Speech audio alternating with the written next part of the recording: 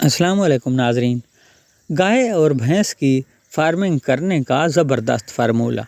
अगर आप लोग एक साथ यानी कि इकट्ठी भी फार्मिंग करना चाहते हैं तो वो उसके तरीक़ेकार भी हम आपको बताएंगे, ताकि आप लोग गाय और भैंस की एक साथ यानी कि इकट्ठी एक ही प्लेटफार्म पर भी आप फार्मिंग कर सकते हैं। तो उसके लिए कौन कौन से तरीक़ाकार होंगे और इनकी खुराकों में कौन सा डिफरेंस होना चाहिए, ये सब कुछ जानने के लिए हमारे साथ एंड तक जुड़े रहिएगा नाजरीन। वीडियो शुरू करने से पहले तमाम नए दोस्तों से अपील, जो हमारे चैनल पर न्यू हैं तो हमारे चैनल को सब्सक्राइब कर लें और वीडियो को लाइक और दोस्तों के साथ शेयर कर दें। तो चलिए नाजरीन, वीडियो शुरू करते हैं। नाजरीन, मैं आप लोगों को बताता चलूं कि गाय और भैंस की एक साथ फार्मिंग काफ़ी लोग करते भी हैं। ये भी नहीं है कि ये कोई नया तजर्बा होगा या नया तरीक़ाकार होगा, तो लेकिन इसमें थोड़ा बहुत डिफरेंस होता है। जो डिफरेंस होता है आज हम आपको वो डिफरेंस समझाने की ख़ास तौर पर कोशिश करेंगे, ताकि आप लोगों को भी अगर आप एक साथ फार्मिंग करते हैं तो करने में आसानी हो। अगर आप लोग इंशाल्लाह दोनों की फार्मिंग करते हैं तो इससे एक तो आपको ये भी मफाद पहुंचता है कि गाय और भैंस इन दोनों का जो दूध होता है, फ़र्ज़ किया अगर आप भैंस का दूध खुद इस्तेमाल करते हैं और गाय का दूध आप सेल कर देते हैं, या कि आप मिक्स करके भी सेल करते हैं, तो इससे जो आपका दूध होता है, दूध का फ़ाइट बढ़ जाता है। जब फ़ाइट बढ़ेगा तो आपको अच्छे दाम मिलते हैं। अगर आप खाली गाय के दूध की यूँ समझें कि सेल करते हैं तो उसका फ़ाइट लेवल कम होता है, इस वजह से आपको ठीक से रेट भी नहीं मिलता। तो एक तो मेरा ये भी कहना है कि एक दो भैंस तो कम अज़ कम आपने अगर 10 गाय रखी हुई हैं तो साथ में 2 भैंसें भी रख दें। ये रखेंगे तो इससे भैंस का एक तो दूध अगर कम भी है उसका फैट बढ़ेगा तो फिर दूध भी बढ़ जाएगा। यानी कि दूध का भी हिसाब होता है। अगर नेस्ले का चिल्लर लगा हुआ है आपके पास, या कि आप वैसे भी देते हैं ठीक प्रॉपर तरीके से, यानी कि आप चेक करके, तो उससे आपको काफ़ी फ़ायदा पहुंचने वाला है।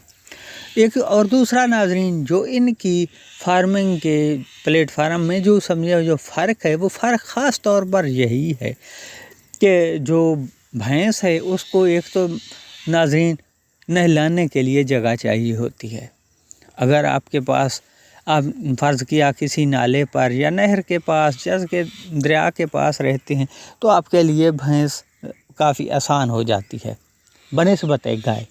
और दूसरा ये भी बताता चलूँ कि जो खुराक है, खुराक में कोई ख़ास डिफरेंस नहीं है। खुराक जो है तकरीबन सेम ही होती है।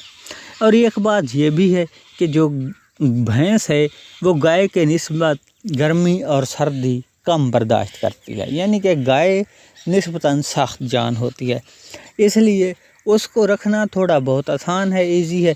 अगर आपके पास चराने के लिए जगह है तो फिर चराई के हिसाब से जो भैंस होती है वो बेस्ट होती है। और इसके साथ साथ नाज़रीन, जो चराई पर लोग रखते हैं तो साथ में तालाब वगैरह भी होता है, कहीं दरिया का पानी इकट्ठा है तो वहाँ पर नहलाने के लिए भी, उनको नहाने के लिए भी जगह मिल जाती है। वहाँ पर पानी भी पी लेंगी और नहा भी लेंगी।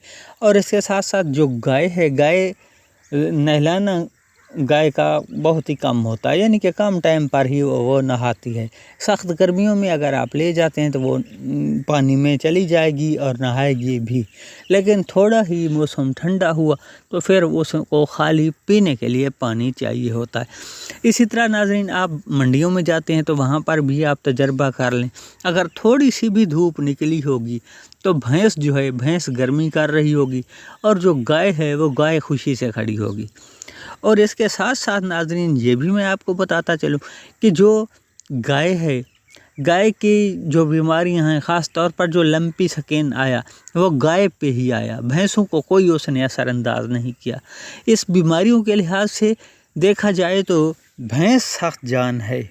और इसके साथ साथ अगर दोनों में से कोई भी बीमार हो तो इसकी ट्रीटमेंट भी सेम ही होती है।